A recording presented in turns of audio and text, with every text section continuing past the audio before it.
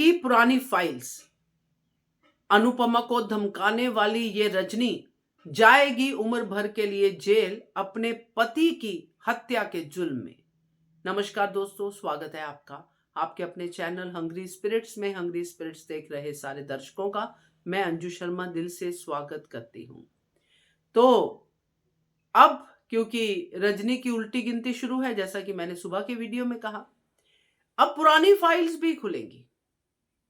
बड़े ही जोशो खरोश के साथ रजनी ने यह बात कही है कि मैं चाहती थी कि मेरा पति मर जाए, मुझे उससे छुटकारा मिल जाए, क्योंकि उसके बाद तो मेरी लॉटरी लग गई। मैंने इलेक्शन भी जीता, सिंपैथी वोट भी लिए, सब लिया।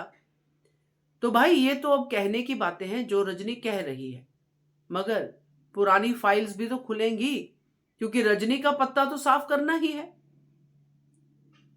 तो रजनी का पत्ता साफ होगा जब इसको अपने पति की हत्या के लिए उम्र कैद की सजा मिलेगी। चलिए चर्चा करते हैं। पहले वही निवेदन, जिन्होंने अभी तक चैनल को सब्सक्राइब नहीं किया है कर लीजिए। साथ में दोस्तों बेल आइकॉन दबाइएगा ताकि आपको हमारे वीडियोस के नोटिफिकेशन मिलते रहें। रजनी की दुख भरी दास्तान सुनी, तो ये जो दुख भरी दास्तान जो रजनी ने सुनाई, उसमें एक चीज तो उसने ये भी बता दी कि वो अपने पति से कितनी तंग थी।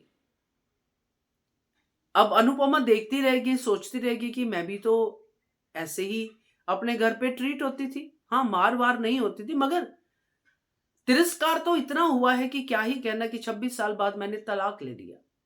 तो रजनी के पास भी तो ये ऑप्शन थी, पढ़ी लिखी थी। अनुपमा का ये थॉट प्रोसेस हो सकता है, मगर अनुपमा ये कभी नहीं सोच सकती कि अपने पति के मरने की कोई कामना कर सकता है।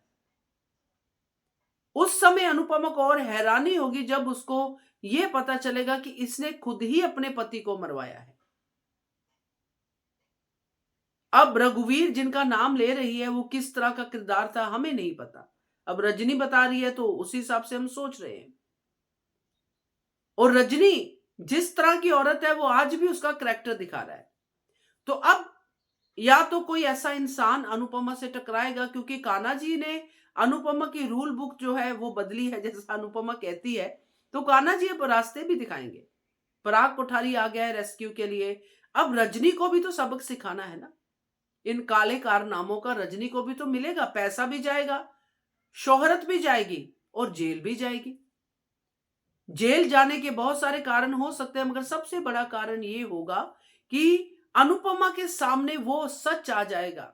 क्योंकि अनुपमा के सामने सच कान्हा जी लाएंगे, चाहे वो इंसान लाए जिसने उसके हस्बैंड को मारा होगा इसके कहने पे, चाहे कोई दूसरी पार्टी के नेता लेके आए, क्योंकि इन नेताओं की आपस में भी तो रंजिश होती है।